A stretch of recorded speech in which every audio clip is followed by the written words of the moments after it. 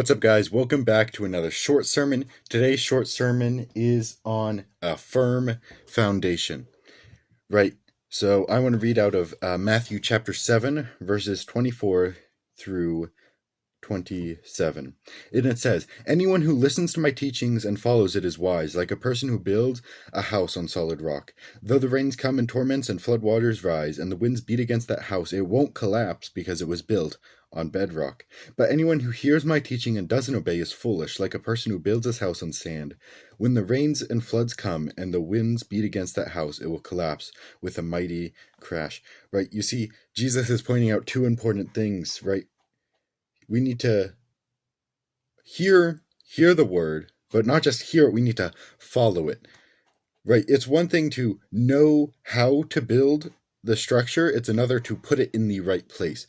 Right? We need to not just know the building, we need to know the foundation. Right? So we need to not just know the word, we need to actually put it into practice, put it in the right place, obey his word. Right? And I can continue preaching on it, but I actually have a pastor who I'm going to show you a quick clip of his message. So that will be on screen right now.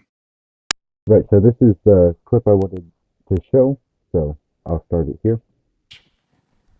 And so growing up from my childhood years all the way through high school, every early August we would go to Ocean City, Maryland. So that was our spot. We'd stay there for 4 days and 3 nights, same hotel, Harrison Hall on 14th Street. And so when we were on the beach, if you know me, I'm not great with my hands, but sometimes I would try to build sandcastles. And like you'd get those like blocks where you'd fill it in, and it would literally look like a 4-year-old was putting it together. I would try to construct some things on it and just walk away and swim, right? Well, sometimes walking down the beach, you would find like this immaculate sandcastle. I mean, it had the towers and the pillars and had the bridge. That's a crazy sandcastle, but Like, how did they make that bridge? And it didn't fall over. They like poke windows in it and so on. You like, I haven't seen anything that crazy, but I have seen some crazy ones. I would be amazed at looking. I mean, this thing took hours and hours. Mine, 13 minutes, right? This other one, this guy's probably been up since 4 in the morning. One thing I've noticed in my years of going to Ocean City, that if you stay at the beach long enough until early evening and high tide comes in, both my blocky, lame sandcastle and that excellent, fancy, elegant sandcastle both come tumbling down. Yeah. Why? Their foundation is sand. It doesn't matter how wide, how high, how deep that beautiful sandcastle was. When that water comes in and rushes in, it still crumbles. And this is our life if we listen to his teachings and we don't obey. As the water comes, the storm comes, and we crumble.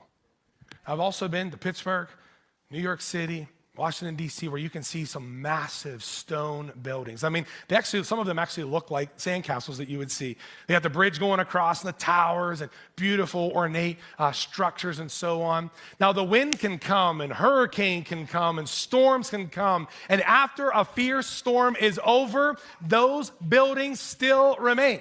Why? Because the foundation is on the bedrock. It's such a good message. I want to end with this is 1 Corinthians chapter 3, verses 12 through 15.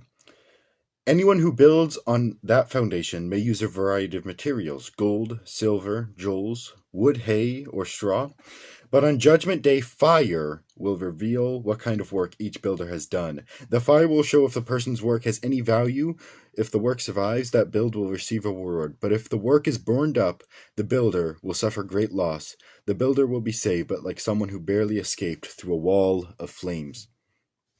Right, so not only do we make sure the foundation is good, we actually have to make sure the building in itself is good. Now, as it says, right, just because you have a good foundation, but your building isn't good, you can still get to heaven, but as it says, it will be like someone escaping through a wall of flames, right? You just made it, but we don't want to just make it, right? We want to strive to make it as much as possible.